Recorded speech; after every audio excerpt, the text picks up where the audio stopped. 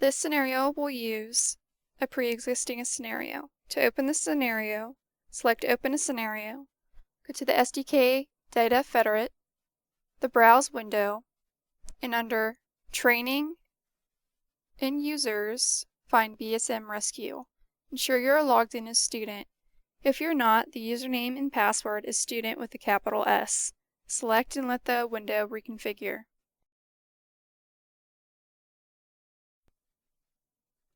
To set up our scenario environment, we will first want to right-click on BSM Rescue and select its properties. We will want to give a description to the scenario. For this scenario, we'll be using Will-Terrain Impact-Friendly Communications. Go to RF Environment and make sure that Clouds and Fog Model is being used, as well as Atmospheric Absorption Model. If you need to change the model, go ahead and do so. Once you have done this, click Apply and OK.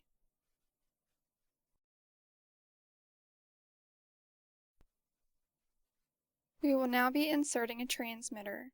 To do this, go to the STK Objects window, select Transmitter, and define Properties. Select Insert.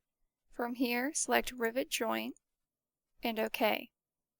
You will now be brought to the Properties window of your transmitter. We will be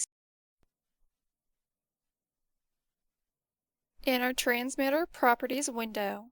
Ensure Basic Definition is selected. From here, ensure the type is Complex Transmitter Model and click OK. From here, we'll be changing our frequency and our power. We'll need our frequency to be in megahertz, and we will want it to be 250. We will want our power to be in watts, and we will want it to be 20. From here, click Apply. We will now set the antenna. To do this, select the Antenna tab, ensure the type is dipole, and click OK. From here, we will want to set our length to 0.4955 meters and our efficiency to 80. Click Apply. We will now want to set our antenna polarization. To do this, click the Polarization tab. Ensure that it is in use, that vertical is selected, that the reference axis is on the Z-axis. We will now want to set our bandwidth signal. To do this, go to the Modular tab.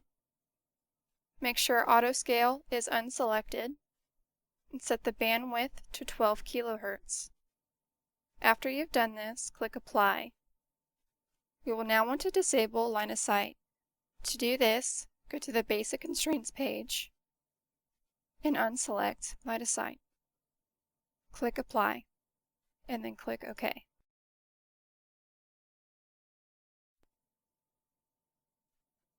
We will now be adding a receiver. To do this, select Receiver, define Properties, and Insert. Select the Rescue and OK. Ensure that the type of receiver used is the complex receiver model. Click OK and ensure that Auto Track is enabled. Once you have done this, click Apply. We will now be setting the properties of our antenna. To do this, make sure the Antenna tab is selected, that the type is dipole, that the length is 0.4995 meters, and the efficiency is set to 80. Click Apply. Go to the Polarization tab. Make sure that it is in use, set to vertical on the Z-axis. Click Apply when you are finished. From here, go to Constraints and Basic. Ensure that Line of Sight is disabled. Click Apply and OK.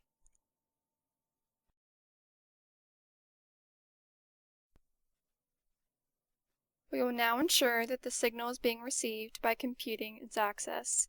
To do this, right-click on the receiver and select Access. From here, expand the rivet joint and select the transmitter. From here, click Compute and Report in Graph Manager. Select the link Budget Detailed. Show Report should be on and Show Graph should be off. From here, click Generate. The detailed report should be given.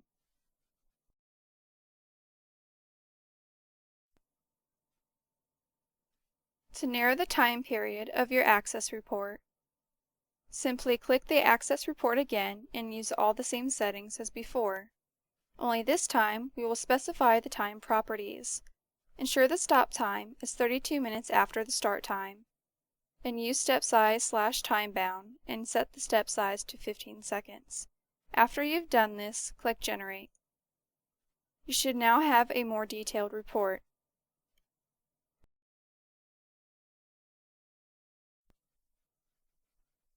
Using your access report can give you all types of information. Be sure to use your access report in future projects. This concludes this tutorial.